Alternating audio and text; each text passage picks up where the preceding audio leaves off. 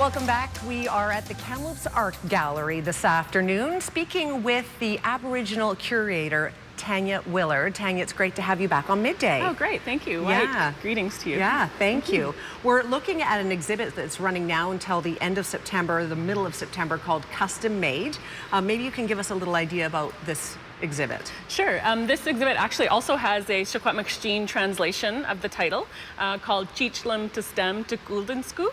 And I like talking about the translation because in a way it sort of sums up the exhibition. That translation provided by some Secwepemctsín speaking elders and language workers in my community actually means new things made from our culture or new things made from something existing. And so it's a really nice way to think about how artists in this exhibition are using traditional materials or some things we think about when we think about First Nations artwork, like beading, basketry, drum making, but they're approaching these materials in a different kind of way, in a contemporary art sort of context. And so the translation really sort of sums up some of the ideas in the exhibition.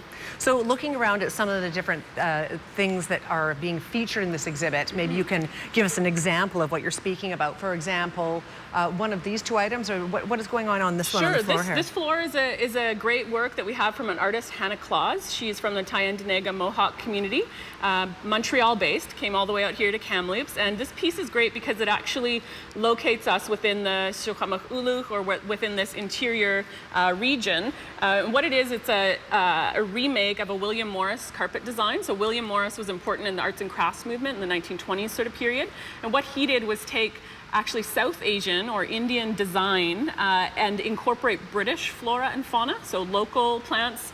And so what Hannah has done here is revisit this idea of this hexagonal Morris carpet, and we see some of his original designs on the border, but what she's done is infuse it with local plants that are important to Secwepemc people. And so this was in conversation with myself as a curator from the Secwepemc Nation.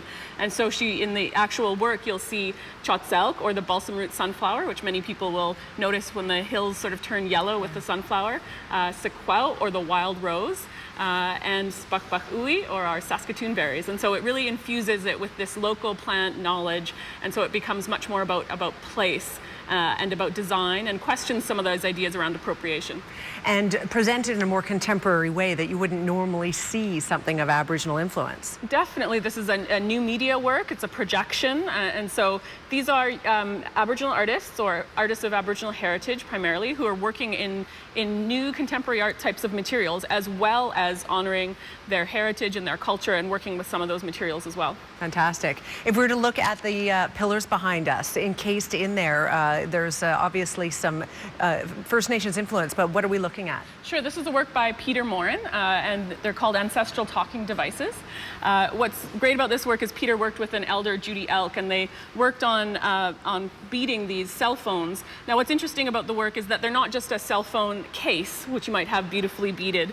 It actually encases and the entire phone. And so what's important about this work is that the artist's data, information, is sealed within the beadwork. And so he did a number of performances, one at Buckingham Palace, where he talks about Aboriginal rights as well as interaction with the Crown early on in sort of BC history. And so it's important work, and we think of this idea of the beadwork as not just ornamental, it becomes conceptually part of the work. And in a way, we're challenged to think about whether it's sort of protecting the data or encasing it or sealing it or disguising it. And these sort of questions come up with us in looking at the work. So a lot of symbolicism in that. Yeah, definitely all of this work has a sort of conceptual or process-related material identity to it. So the materials itself, we could talk about something like Brian Youngin's work with rawhide and this sculpture called The Men of My Family that sits atop a chest freezer, something very familiar to many Aboriginal people in their home, their household, and it contains usually our wild meat, our salmon, or our deer meat for the harvest, for the season. But what he's doing here is this freezer is in fact empty. It's sort of becoming a plinth, which we use in a contemporary art gallery context. And he's working with these rawhide drum circles, but they're incorporated in a way that we stop to sort of, we don't recognize them as just a drum anymore. It's not that same. We have all kinds of other cultural translation inherent in that object now, and it functions both as a contemporary art sculpture as well as a kind of conduit to thinking about the different cultural relationships. Very interesting. There's how many different artists that make up this exhibit? There are 20 different artists in this exhibition, so it's culminating my curatorial residency with the gallery for the last 18 months. So there's a number of artists. I started many of the studio visits more than a year ago, so I was able to travel to Montreal and Vancouver and a few locations to do studio visits with artists. Awesome. So you're here more or less some of the time. If people come in and they have questions, are they able to talk to you about it? Because your knowledge is vast. You can tell that, Tania. Oh, thank you. Yeah, well, it's what I'm passionate about, and so actually I'm not any longer here in terms of office hours at the gallery, but I maintain a studio in Chase and continue to work independently as a curator and artist in the area. So. Okay. Do you have a website if people want to get a hold of you? I do. It's www.redwillowdesigns.ca or www.taniawillard.ca. Fantastic. Good for you. This is a beautiful exhibit, and thank you for taking the time to be here today to talk to us. Thank you so much for visiting. I encourage people to come out and support the gallery. They've supported me over my curatorial residency, and there's just such important work being done here. I encourage all of Kamloops to come out. Fantastic, Tania. Thank you so much.